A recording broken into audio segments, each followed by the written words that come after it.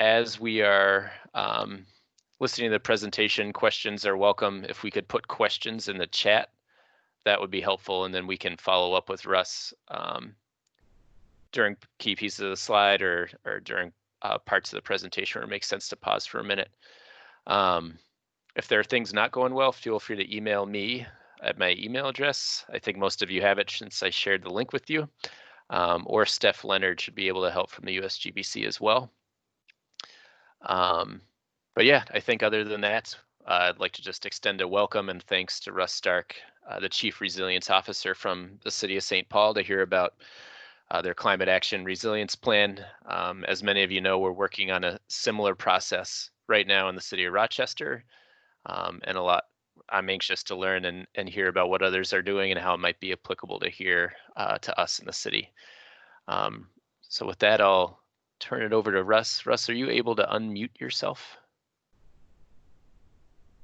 in that taskbar? Yeah, can you hear me? Yep, we can hear you. Excellent. Well, thanks, Kevin. Glad to join you all this beautiful May afternoon. I'm Russ Stark. I'm the Chief Resilience Officer at Mayor Carter's office in St. Paul. Been in that position for about 2.5 years now. I was formerly a council member in the City of St. Paul for about 10 years prior to that.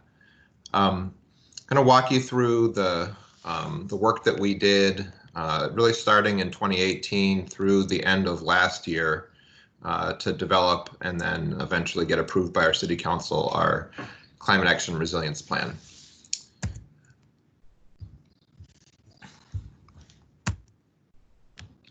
And may take a second for the slides to load. There we go. Yep. Yeah, okay, got it. I'm just gonna have to be patient here. So briefly, prior to the development of the plan, the city had made a number of commitments that sort of lined up the creation of our plan. Those really started back in 2015 with former Mayor Coleman signing on to what's now called the Global Covenant of Mayors on Climate and Energy, committing the City of St. Paul to develop a carbon inventory and to update that, which we've been doing, the development of the climate plan, as well as emissions targets. Another milestone was the creation of my position in the mayor's office, kind of elevating the role of resilience and sustainability in the city. Mayor Carter created 3 chief officer positions in his office, and our organizational chart has us just below the mayor and deputy mayor in terms of the city's, the administration's org chart. Back in late 2018, we learned that we were selected as one of 25 cities around the country of the 100 largest cities to be working with Bloomberg and the American Cities Climate Challenge, which involved a number of commitments to existing projects, as well as some that sort of made us stretch our bounds a little bit for 2019 and 2020 climate-related projects. Another milestone was we worked with Xcel Energy for a couple of years leading up to the adoption by City Council of what's called our Partners in Energy Plan. For those of you in Xcel's service territory may be familiar with this process. And that really was the backbone of our work around building energy in the Climate Action Plan. And just last year, Mayor Carter joined the National Climate Mayors Steering Committee, which is a group that advises this national group that was started by Mayor Garcetti of Los Angeles and has involvement from over 400 cities across the country. Finally, the adoption of our Climate Action Resilience Plan, or as we lovingly call it, the CARP. We sometimes got those letters backwards, and that was a worse acronym. At the end of literally the last meeting of the City Council in December of 2019 was a big milestone. The way that we went about the plan creation, prior to my being in the role, the previous administration actually did a few kind of large community gatherings around topics within a climate action plan. So there was one around energy, one around transportation, one around adaptation and resilience, as just sort of information gathering, kind of testing waters, getting a sense of what people thought about those topics generally. And then as we wrestled with how to take the next steps in the development of a plan, we ended up deciding to put something on paper. as opposed to continuing to talk to people about what they might like to see in a plan kind of ad nauseum. And so we worked with the Great Plains Institute, a local kind of regional nonprofit that does a lot of work around climate action, to do the technical work behind our plan. And that work happened starting in late 2018 and was finished in early 2019. And you can see with this slide, this was the first draft of the plan that we released for review and comment and participation throughout the community. So we posted it online around Earth Day 2019, and then had scheduled a series of community engagement events around the plan, as well as created an opportunity for folks to comment and provide feedback online. And that engagement for us looked like a series of 5 community forums that were actually co-hosted by community partner organizations in various neighborhoods around St. Paul. We actually specifically targeted the majority of these to happen in some of our most climate vulnerable neighborhoods and our neighborhoods that are low income and predominantly people of color, because our plan really does have a strong focus in that area, and we didn't want to only engage with sort of the usual suspects of folks who are interested in climate action. And so we made a conscious effort to reach out to communities who maybe haven't participated as much in the past in these conversations.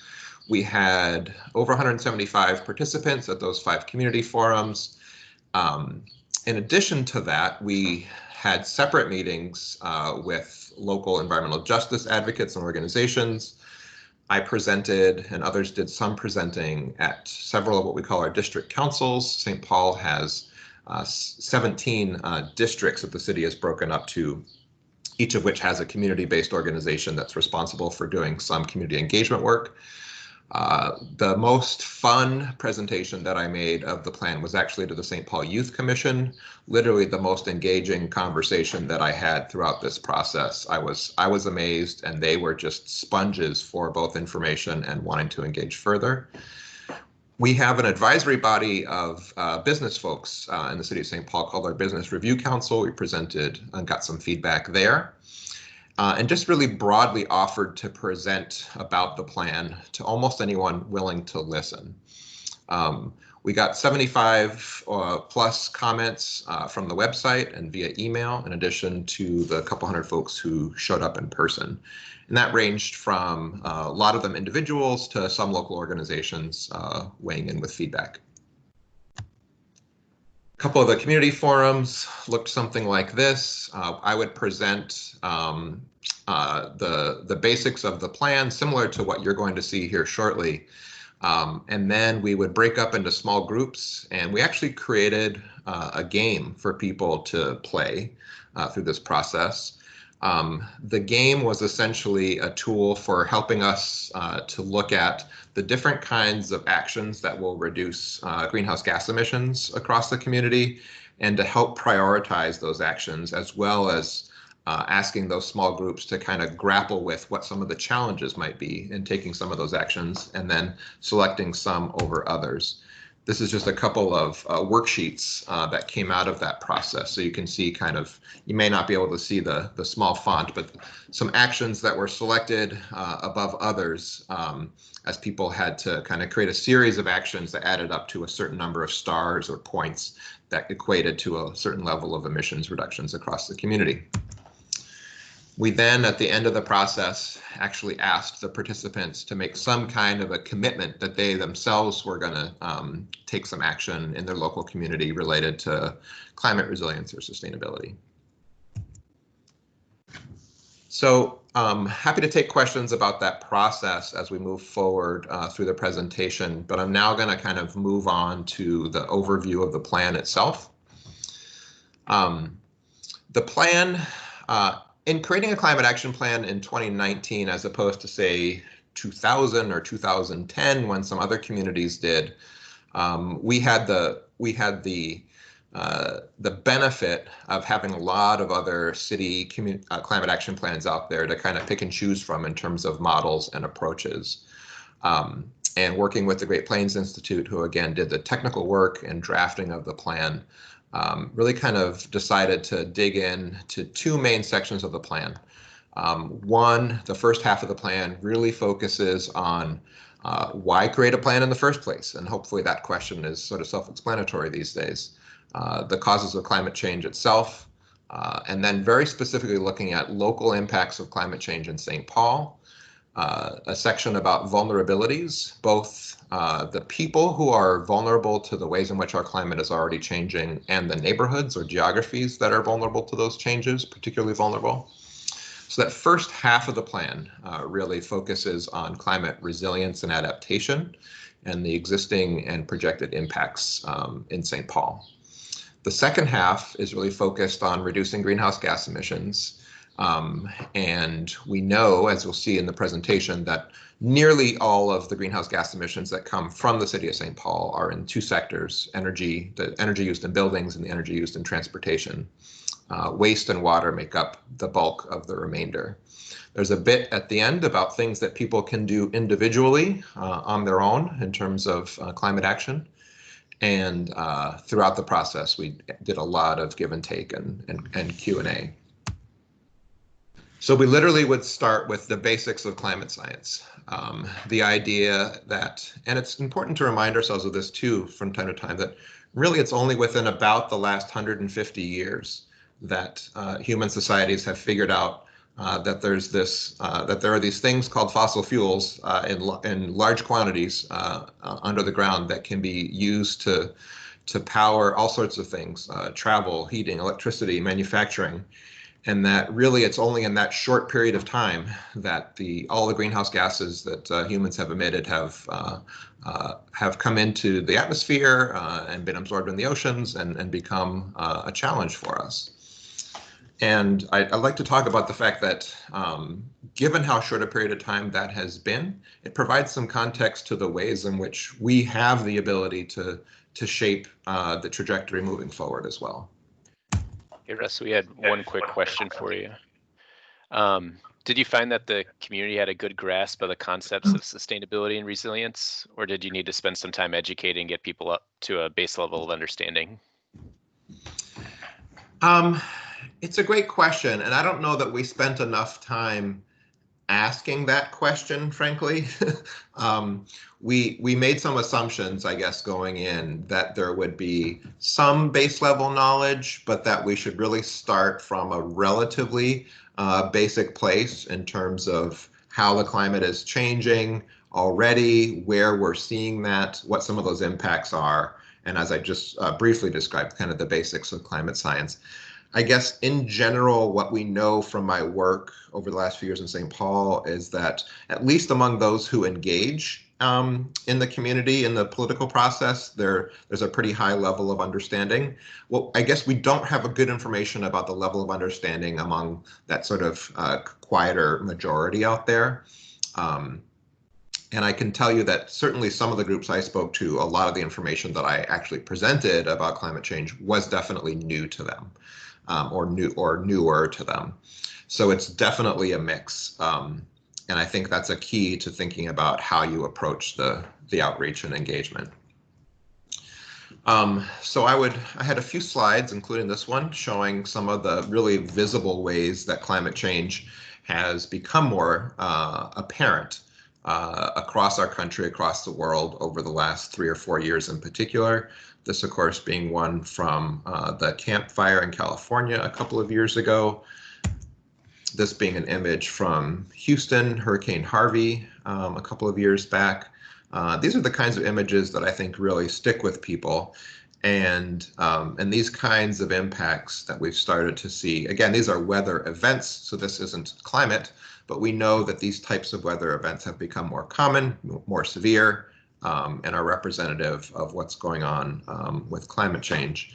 And then I bring it back home to St. Paul and point out that as much as we haven't seen the level of devastation some of these other communities on the coasts and the Gulf have, we've had significant local impacts of climate change already in St. Paul. This is a small example of a flooded trail along the Mississippi, right on the edge of downtown St. Paul. This little section of trail, along with Harriet Island Regional Park, which is just across the river from here, the aptly named Water Street in St. Paul, as well as Shepherd Road, have been closed or shut down 4 or 5 times in the last dozen years due to flooding.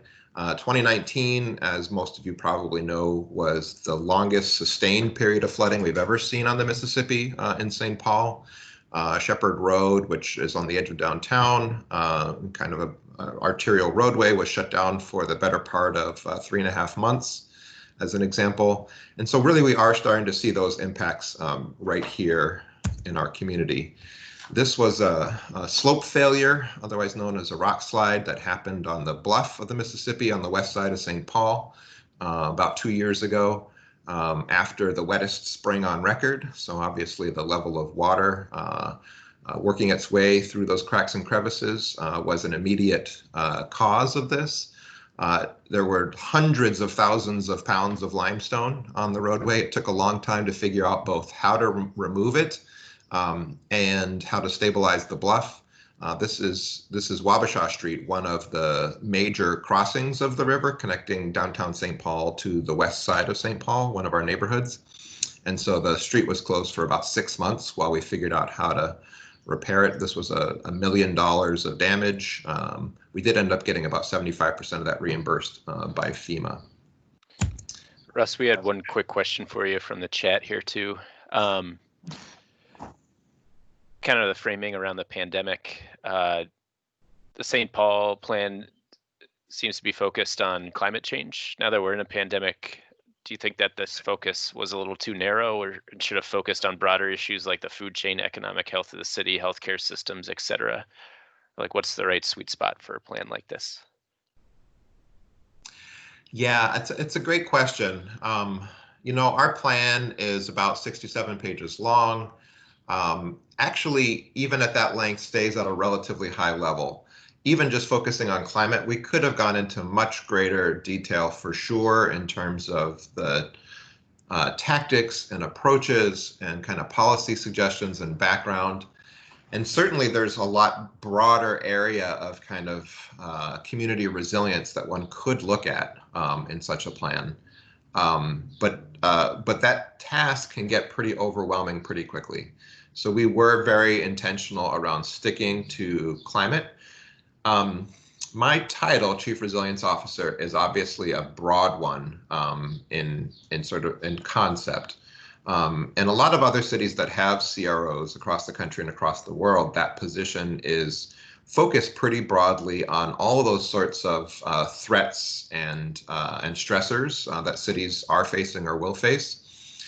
Because in Mayor Carter's administration, there's already a really strong focus on some of those kind of equity and economic insecurity issues. The mayor really has my position focused largely on climate and sustainability. And so, you know, I think that's a community by community decision. And certainly there are cities whose resilience plans are far broader than this one. But really, we really decided to focus on climate as that largest, at least long-term threat to our community. So just continuing here, describing the ways in which we are already experiencing significant climate change in St. Paul. And these figures are essentially the same for you guys. A lot of this comes from statewide data.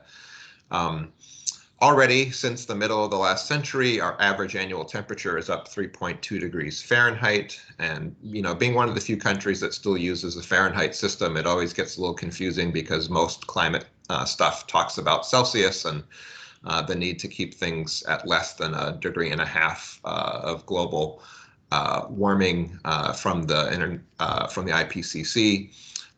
We talk about Fahrenheit here because that is more familiar to people. But anyway, we're already up 3.2 degrees Fahrenheit on average as of 2010 from the middle of last century.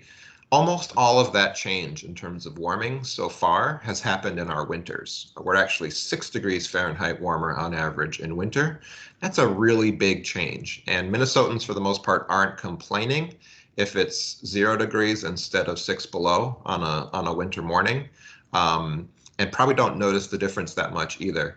But it does have a big impact in terms of our infrastructure because we're spending a lot more time in the freeze-thaw cycle than we used to. You know, Decades ago, a Minnesota winter involved a deep freeze for long periods of time, and now we're above and below freezing on a much more regular basis, which really does a number on our roads and other infrastructure. Similarly, our best climate science projects in the state and in our region that by sometime middle to second half of the century, we'll see another 4 to 5 degrees Fahrenheit average increase across the year. So of course, for that to happen, some of that increase is going to start showing up in our summers as well. The other big change that we've already seen is that we're wetter, considerably wetter, and seeing a higher frequency and intensity of rainfall in particular, but also snow in general in some of our winters. We're seeing 7 inches more rainfall overall than we did at sort of the historic average dating back to the 1950s. That's about a 25% increase. And almost all of that change is coming in larger storms rather than more events. So the frequency of the 3-inch or greater rainstorm, for example, has doubled in that time. And again, by the middle of the century, we expect to see another 3 to 6 inches of increase. And this has big impacts, obviously, as well, whether it's flooding along the river, certainly increases the likelihood of urban flooding.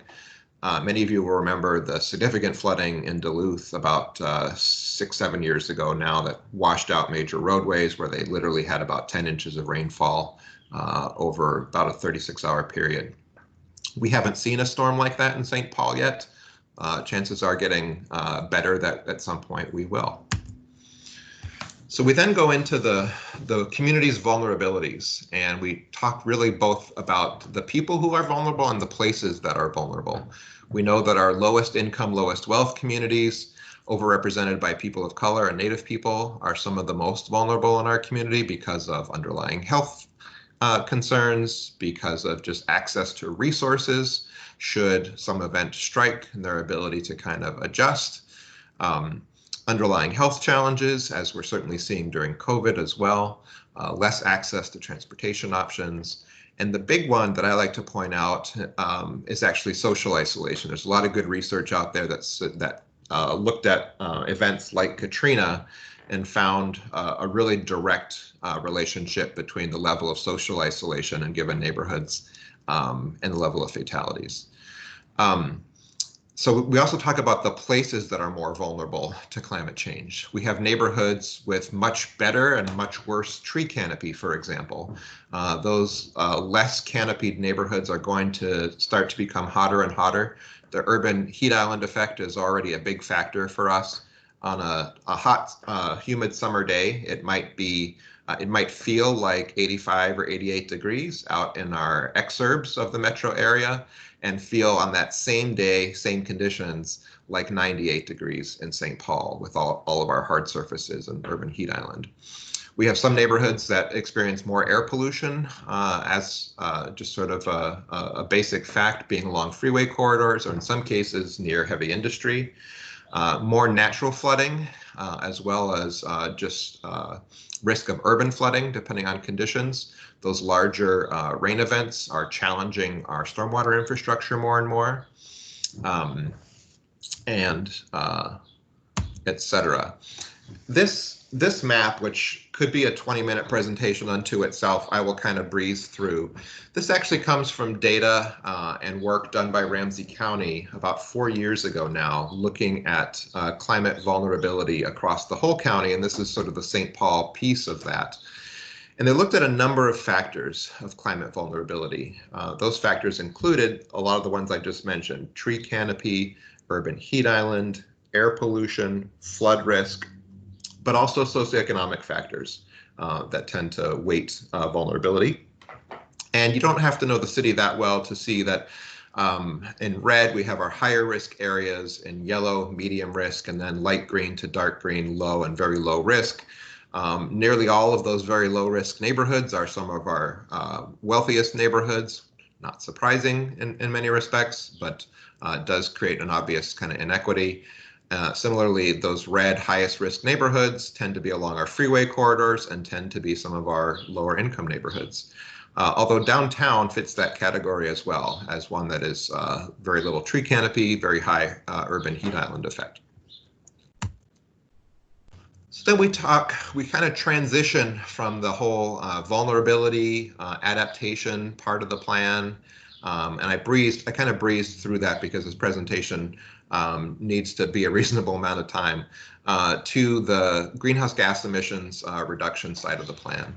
So from our carbon inventory work, we know that, as I mentioned, nearly all of our carbon emissions in the city come from the energy used in buildings and travel or transportation. About 62% from the energy used in buildings and about 30% from the energy used for travel and transportation, with waste and water being the bulk of the remainder. And so our actions really focus in those areas.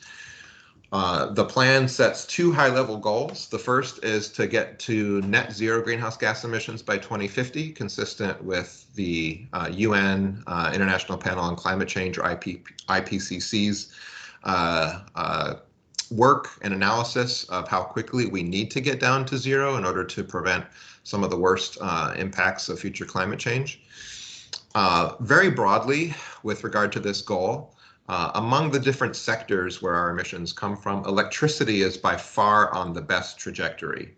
Xcel, who's our local utility, has committed to 80% carbon-free energy by 2030 and 100% by 2050. And a lot of that progress is actually being made right now with substantial investments in wind and a lot of investments coming in the next 5 to 10 years in solar. Transportation, we talk about, will be harder, and there are opportunities there, and there's a lot of work going on there. But in general, transportation among the sectors is now the leading sector statewide in terms of overall emissions. And we'll go into some of the details a little bit further in the rest of the presentation. And then the hardest piece, we believe, will be transitioning the ways in which we heat our buildings, which is primarily today through natural gas, over to non-fossil fuel sources. Just one quick point, Russ, for you, and for the people listening, the chart that Russ showed about the sources of different emission levels, Dave, our energy commissioner, pointed out that levels are very similar, and kind of the distribution of these are very similar to Rochester. So the majority of our emissions are coming from energy and travel in the City of Rochester as well, very similar to City of St. Paul. Yeah, and most cities, I would say, the majority of their emissions come from energy used in buildings and travel. The ratios between those two will be different depending on the nature of the city. Your denser community will have less transportation and more buildings emissions, and your less dense community will have more transportation and a little bit less from buildings. And then the second high-level goal on the emission side of our plan is a 50% reduction by 2030 in greenhouse gas emissions. As challenging as net zero by 2050 will be, this goal will actually be considerably harder for us to achieve, which really sort of puts a fine point on the need to take significant action soon, which we are starting to do, but we'll need to keep accelerating. Within that, Great Plains Institute did some analysis for us of how we could reach this goal of 50% emissions reductions through a series of actions. Those would include 200 megawatts of new solar within St. Paul, so essentially on rooftops, 19,000 of our homes, or that's about a quarter of our homes, or maybe a little bit more than that, made deeply energy efficient, a lot less travel in gasoline-powered cars, an increase in the tree canopy from our current about 32.5% up to 40, and we're actually moving in the wrong direction currently with emerald ash borer and a lot of development going on in the city. And then the piece that is probably, again, on the strongest trajectory, Xcel's commitment to 80% carbon-free by 2030. One quick question for you. You're actually getting to this, but question, what kind of recommendations do you have, Russ, around electrification for our cold climate? Yeah, I'll talk about that briefly in the context of this slide. So in terms of priorities on the energy side, We prioritize energy efficiency first. Efficiency in general is going to be the best bang for your buck for reducing emissions. And that includes both on the electricity and the heating side of the equation. But particularly on this question of electrification, where in general we're going to want to switch over to electricity as the source of energy behind our building heating. If we just simply tried to do that community-wide today, we would need about 2.5 times more electricity than we have today. And that is a pretty steep hill to climb in and of itself. And from a cost perspective, it also makes a ton of sense to first make sure our buildings are as efficient as possible before we transition to electricity as a source of heating. A lot of focus in the plan on equity, as I mentioned, and in particular, this issue of energy burden, as well as the issue of kind of a just transition away from greenhouse gas emissions. And what I mean by that is that on average, in the city of St. Paul, and I think it's actually on this next slide, this slide demonstrates the average percentage of household income that is spent on energy or utilities, essentially. And that ranges anywhere, as you can see, from 1% to 2% in some of our, and about half of our neighborhoods, really, all the way up to over 10% in some census tracts in St. Paul of a household's income being spent on energy. More or less, that map is a map of combination of income level and then older leaky homes. That's sort of the nexus of that issue. But the average household in St. Paul spends about 2.5% of their income on energy. And we actually set a goal that no household should spend more than 4% of their income on energy across the community. That is not necessarily the best or most efficient way to reduce greenhouse gas emissions community-wide. But understanding that today, in terms of rooftop solar on homes or other opportunities for the household to move toward cleaner and more efficient energy, that there's a barrier to entry for our lowest income communities to really gain some of those benefits. In particular, as you think about electrification and moving away from natural gas, if, for example, we build some of our newer housing and newer communities all electric, over time, we're going to have fewer and fewer ratepayers on that old gas system paying even more than they do today for that aging infrastructure. So that's a big area of interest and concern in how we go about this transition process. So we also, of course, talk about renewable energy and energy storage as opportunities to advance this work. District heating and cooling. Some of you may know that District Heating St. Paul, District Energy St. Paul is actually the largest combined heat and power plant that serves a large section of our community with heating and cooling in North America. They use wood waste from the metro region and beyond as a primary source of energy, and then sell the electricity to Xcel, use the heat to heat most of the buildings in downtown St. Paul. So we're looking at opportunities to potentially build upon or expand on that system or other systems, including those potentially that are owned and operated by our big institutions like colleges and hospitals. And then finally, electrification, which we already talked about being, and a lot of folks talk about beneficial electrification, like only electrifying when it's clear that you have clean electricity and that is an effective way of reducing emissions and doing it equitably. Energy efficiency programs, of course, are a big piece of this, both residential and commercial. We have examples of that today, but this is one of the big areas where we know we're going to have to accelerate our work, working with Xcel and the other partners in this space to really maximize the efficiency of the buildings that we have. So that was a quick overview on the energy side. I'll do a similarly quick overview on the transportation side in just a couple of slides here. I would say of interest in transportation is that through our analysis, we realize that yes, we want to reduce single occupancy vehicle travel as a way of reducing emissions, and that the ways to do that are by increasing transit ridership, by increasing the opportunities for safe bicycling and walking. And we're doubling down on some of our commitments in that space. We, the city, do not control the region's transit system nor its budget. That's a fundamental challenge with our ability to move transit forward in a way. We have to work with our partners regionally and really even across the state to make some of those improvements.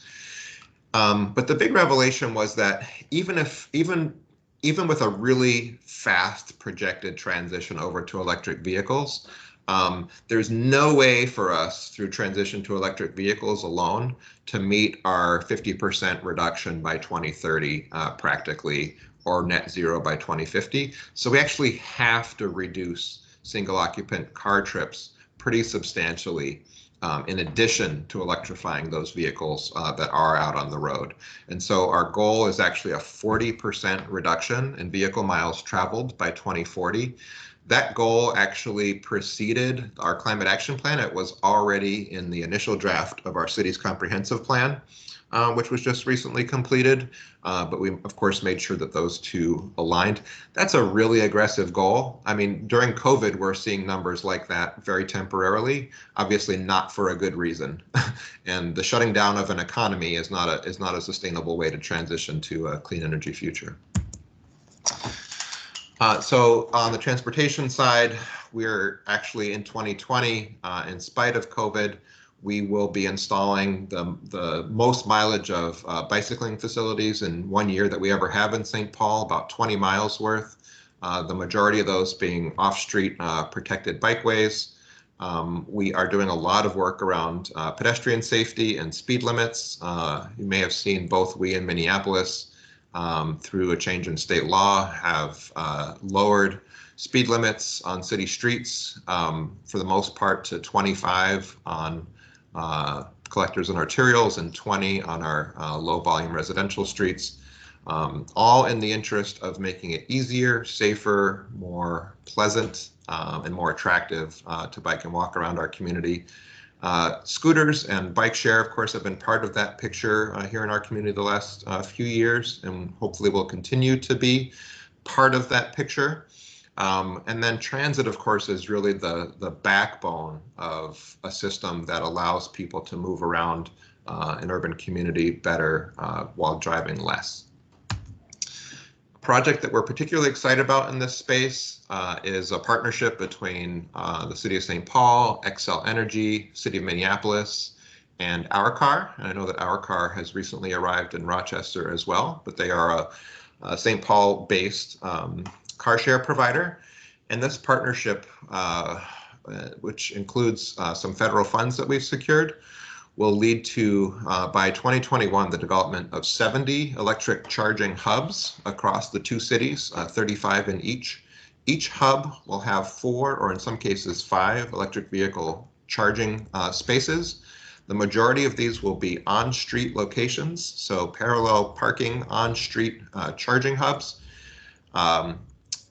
With those 4 chargers, 2 of them will actually be dedicated to EV car share vehicles operated by Our Car only, and the other 2, or in some cases 3, where we'll have what's called a DC fast charger, which is a level 3 fast charge. Those will be open to the public for public use of charging. One of the big things that we have in mind with this project is that the need for public charging is, of course, increasing as more people purchase electric vehicles, but that in particular, we know now that most charging will happen at home and overnight. But in a city like St. Paul, where 51% of our residents are renters, and most of those folks are renting in buildings that don't necessarily have dedicated off-street parking, we're going to need public charging for our residents to be able to charge overnight those EVs that they are beginning to purchase. The hubs in general will be located within a quarter mile of a relatively frequent bus service. So we're seeing the car sharing service as a complementary service to transit for those trips and trip types and times of day where the transit is not going to be fast enough, where someone's needing to do some hauling of food or equipment, and will make it easier for that household that has 1 or no vehicles to move around the community. Anyway, this in the big picture, we believe this will be the first, and we're going to purchase 100% renewable electricity for these hubs. We believe this will be the first 100% renewable energy powered electric vehicle car share program in the country. That's a mouthful, but I got it out. All right, we're nearing the end. This graph really summarizes much of what I've described and is probably the key page of our plan overall from the emissions reduction side anyway. I'm going to interpret it for you here. The top line, the solid red line at the top of the graph, really shows the business as usual scenario for carbon emissions across our community. You probably can't see the numbers at the bottom, but we start from 2015 going all the way to 2050. If we essentially had business as usual, did nothing, emissions would continue to rise as our population increases, our mix of businesses and everything else continues to go up, and demand goes up for energy. About a third of the way down the graph, you see another red line, and that red line shows you how much reduction in emissions we're going to see simply from XL's change toward renewable electricity.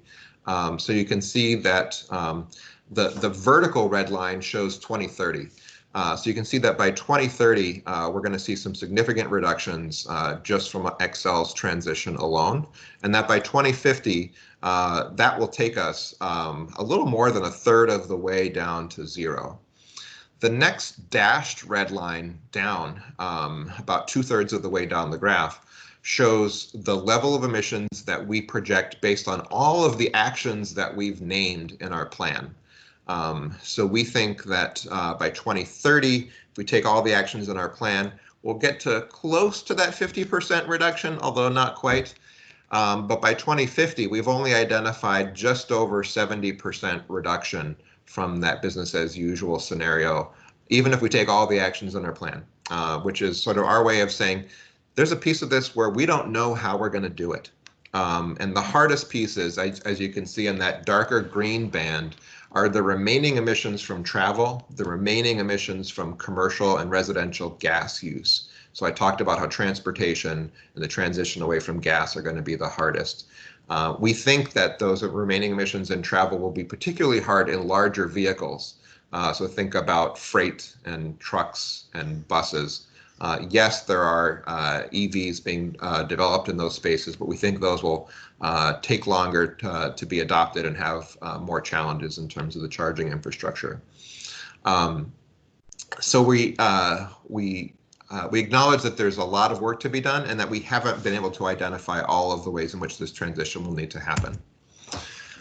So as I start to wrap up here, we do have a little section about the things that people can do from both a climate resilience perspective and emissions reductions perspective at the family or household level or community level.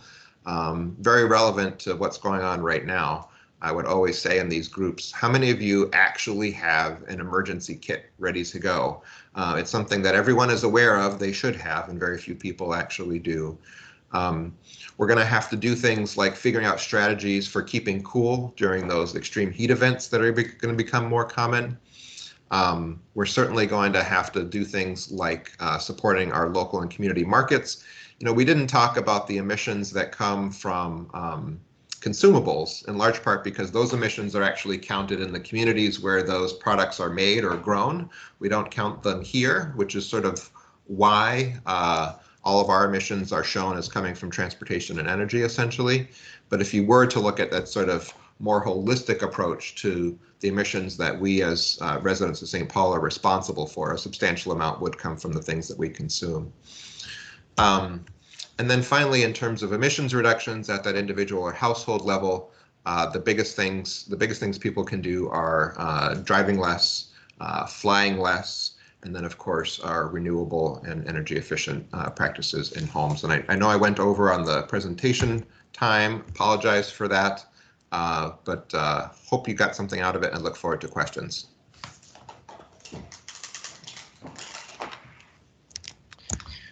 Thanks, Russ. This is great. I guess one question that I'd love to hear about is how are things going since this plan has been approved in December?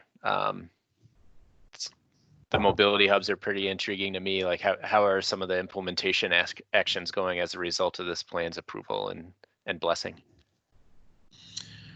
Yeah, a number of projects are sort of underway in the works. Those 20 miles of bikeway are still going to happen this year. They were already budgeted. Our charging hubs project has some risks to it, just in terms of the impacts of COVID on budgets. And so we're still feeling confident about it and are still kind of charging ahead, pun intended. But there's some risk there. My own experience for the first 5.5 weeks after the stay-at-home order went into place, I was actually reassigned to our emergency operations center to help with city logistics around gathering PPE for our first responders. And so my own work was just slowed simply through that need to kind of react on a very real-time basis to what was going on the ground.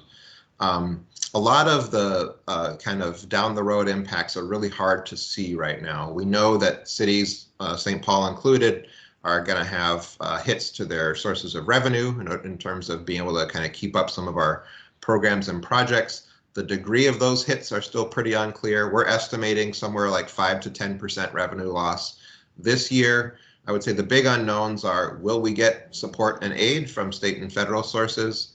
Not apparent yet, but there is a lot of conversation about that. And then what are those impacts going to be to future budget years? On the flip side, I think we're seeing opportunities in this COVID situation. Number one, we've seen that when they have to, people can actually create a lot fewer emissions. This again is not the way that we want to do that by shutting down an economy. But I do think it has, including this this online, virtual meeting, a lot of us are traveling a lot less, and certainly some people still have to travel every day for their essential work. But it's revealing that there are ways that we could probably reduce emissions faster, sooner, including telework. That's actually a space that I'm digging into deeply right now with our human resources team in the city, to potentially look at this as an opportunity to change some policies and continue to allow those who would want to work more from home post-COVID to do so where that's appropriate, as an example. Great, thanks, Russ. We had a question in the chat. Are there any specific citywide energy efficiency programs being developed to address commercial buildings? I mentioned that's one of the big areas where we're going to have to kind of accelerate our work. And, there are existing programs, primarily Xcel's rebate programs and Xcel's commercial efficiency programs that we essentially partner with. We don't currently have any city-based incentive programs in that space, but that is one of the big areas that I'm hoping we'll be able to take some action over the next year or so. Some of you may be familiar with Minneapolis's model of what began as the Clean Energy Partnership about 5 years ago, where they ended up increasing the franchise fee for both electricity and gas and using those additional revenues to underwrite some of the costs of commercial energy efficiency as well as renewable projects, both residential and commercial. We're certainly looking at that model. COVID is going to be a change of a scale that finding a new source of revenue right now is going to be really challenging. So in some ways that may slow down our ambitions in that space. Some of you may have followed, it was very close during the legislative session to a substantial new bill being passed called the ECO Act that would have doubled some of the energy efficiency work required of our regulated utilities across the state. Interestingly, all of the utilities supported it, and it still did not move forward. Maybe it will here yet in special session, but that would certainly be helpful to our efforts as our utilities. Historically, the utilities just wanted to sell more and more of their product, but I think they're in a heavily regulated environment. Their interests and ours are more aligned than they ever have been, and that's really helpful. And so figuring out ways to partner with our utility in some of that work.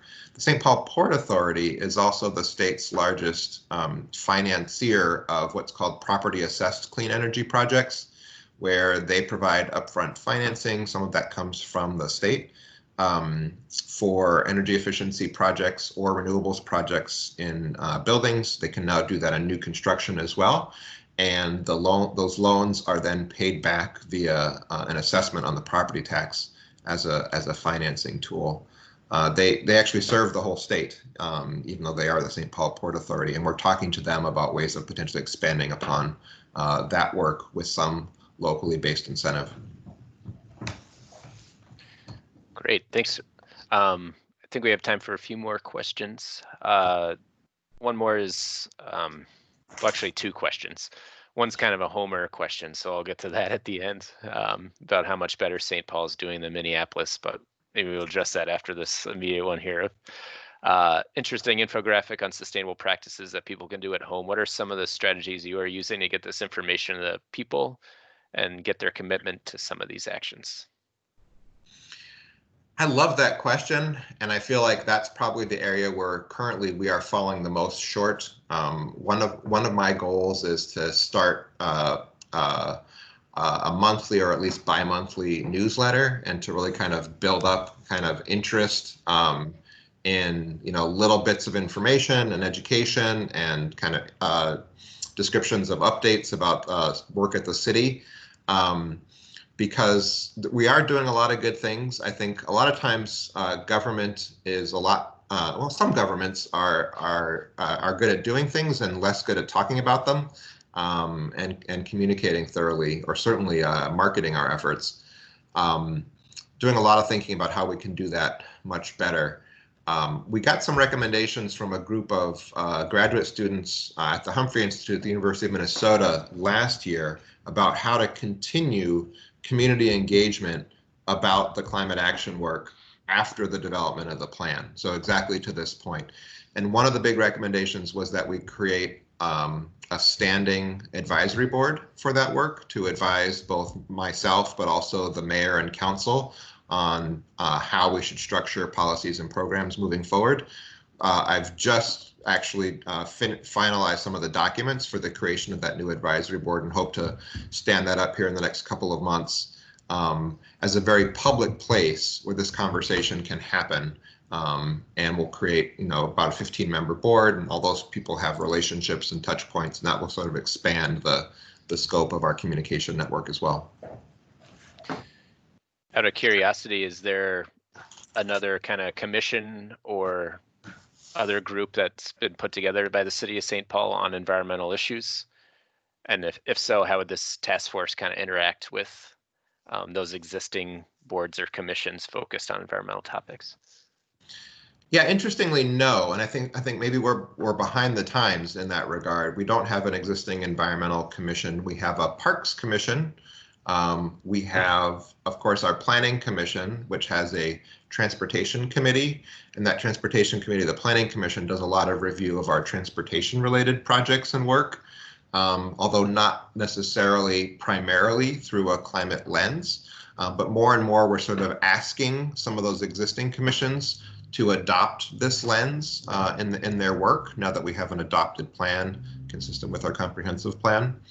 And because we already have that group looking at transportation, this new advisory board, which we're going to call our Climate Justice Advisory Board, is really going to focus more on both the climate resilience and then energy sectors as the really big gap in terms of an advisory body in the city of St. Paul today. Occasionally, we might also talk about those transportation projects, but we don't want to kind of have those projects going through 2 different commissions, if you will. And I say climate justice because in particular, we think as we're developing policies and programs, we're going to want that lens of making sure that those policies and programs, that the costs and benefits are equitably distributed, and that our most vulnerable residents are getting at least an equal share of the benefits of those programs, if not more so, to compensate for their current situations. Great. And then the last question, yeah, how much better is St. Paul doing than Minneapolis? If you feel comfortable answering that. I wish I'm not much of a bragger, and I do think that we're doing some good work here. I think Minneapolis, in many ways, is actually ahead of us, to be honest. They have a larger group of staff doing this work. Their climate action plan, in that it's 5 years old, hasn't quite caught up to the same goals that we have in ours. I know that they are interested in revising that, and I'm sure that they will come up with something at least as aggressive as ours. In terms of on the ground work, they're ahead of us on some fronts, and maybe we're ahead of them on some. Whereas Mayor Fry actually coined a term in the last couple of years that he and Mayor Carter use quite a bit. He says the cities are in cooperation. Nice. And I think that's pretty accurate. I would say we collaborate a lot more than ever before. Really good working relationship with my counterpart in Minneapolis, and we're always looking at kind of both what they're doing and what other cities around the country are doing for the best ideas. I would say St. Paul is a little leaner and meaner. We're just not as big a budget community as Minneapolis. On the other hand, we have a strong mayor system, so when we set our minds to it, the work and the action is a little bit more streamlined, and we can move a little bit quicker. So it's great to have them across the river pushing us, and vice versa. Awesome. Yeah, thanks so much, Russ. This was a really informative presentation. So want to extend my thanks and the thanks that we're seeing in the chat here for your time today. And we are right about at 1 o'clock, so perfect timing to kind of wrap up. Thanks for providing your contact info. I did share the Resilience and Action Plan with the group in the chat if folks are interested in learning more.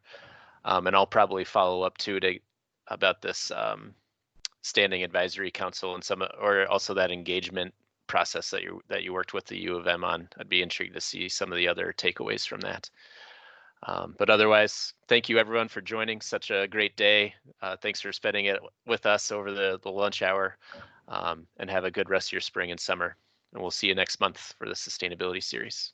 Thanks for having me, Kevin. Yep. Fun. Thank you.